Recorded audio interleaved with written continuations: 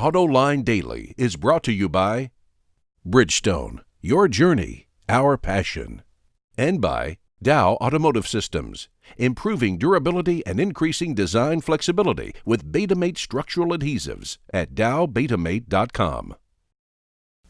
We're getting more MPGs while Marchionne may be calling it quits. And name that Camaro. Welcome to Autoline Daily for Thursday, October 9th. I'm Nicole Geverink.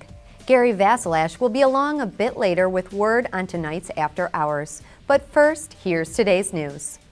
And we'll start with our cars, where the new ones at least are getting record-setting MPGs. The U.S. Environmental Protection Agency says that the average for cars and trucks produced in 2013 jumped to 24.1 miles per gallon. That's the best number in the nearly 40 years that the EPA has been keeping track. But the agency worries that half-a-gallon increase will drop this year as we buy more of the less efficient sport utilities and pickups. By the way, the EPA gave a big pat on the back to Mazda, which finished first with its 28.1 MPGs, as well as Nissan, who was most improved year over year. Meanwhile, Fiat Chrysler Autos placed last on the list. And speaking of Fiat Chrysler, CEO Sergio Marchionne says he's almost ready to ride off into the sunset. The 62-year-old globe-trotting executive told Bloomberg that 2018 is the year, at the conclusion of the company's 5-year plan combining both Fiat and Chrysler. And though several internal names are already being mentioned as possible replacements, Sergio himself said that his job may actually be divided into several positions. So let the speculation begin. Meanwhile, one man who's not ready to retire, but was certainly ready to leave the Marchionne universe, is Roberto Fedeli. The chief engineer for Fiat-owned Ferrari the last 25 years has bolted for Bavaria, where he'll join the BMW group. And though there's no word on his exact position when he starts next month, it seems natural that Fedeli might find some work with BMW's M Performance division, don't you think? So how would you like to name a new car? A Camaro, no less. Well, if you take to Twitter or Camaro's Facebook page, you'll have the opportunity to do just that. Chevy's brand new Camaro SS Special Edition in emerald green metallic paint debuts at next month's SEMA show in Las Vegas. And that's when they'll announce the winning name. The limited run Camaro will go on sale early next year, just in case you want to tell your family and friends when they can buy the performance car that you named. In fact, you may just want to pick one up yourself. Finally, if the U.S. luxury market wasn't big enough already, it may be growing by a brand sometime soon. But please let me emphasize the maybe. The French automaker Citroën produces a line of luxury cars called DS that currently sells in Europe and China. The CEO of the DS brand, when interviewed at the Paris Auto Show last week, said to turn the luxury car into a global premium brand, it needs to be sold in the U.S. But he quickly followed with the qualifier that a decision on that won't be made until 2017, with North American cars not available for another 3 years after that.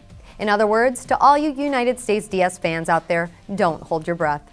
And remember, you still have time to check out any of our great Paris Auto Show coverage. We did 11 short interviews that you can watch at our website or YouTube channel anytime you want. Next up, Gary Vasilash is here with a preview of tonight's Autoline After Hours. Here's one of the great things about the all-around performance of our Jeweler tires.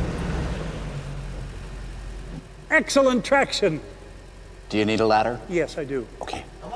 At Bridgestone, our passion for performance knows no bounds.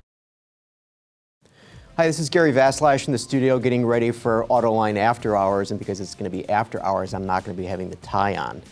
Tonight we're going to be having Stephen Gill, who is a chief engineer within Ford Powertrain, and he's going to be talking to us about the all-new Ford 2.7-liter engine. Now, you'd have to be living in a spider hole for the last 10 months not to know about the F-150 all-aluminum construction. Well, I got to tell you, I drove the F-150 last week, and the 2.7 is a real revelation in that car. So don't worry about the aluminum, that's fine. It's the 2.7 that's of real interest here.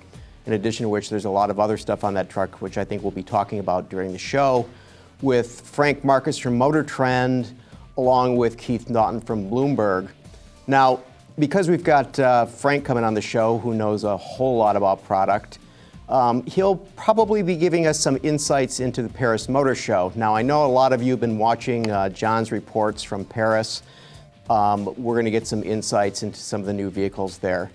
In addition to which, I mentioned we have Keith Naughton from Bloomberg. Bloomberg has just reported that Sergio Marchionne told them that he believes that there could be a Uber car company, a couple of car companies getting together and becoming the dominant force in the industry.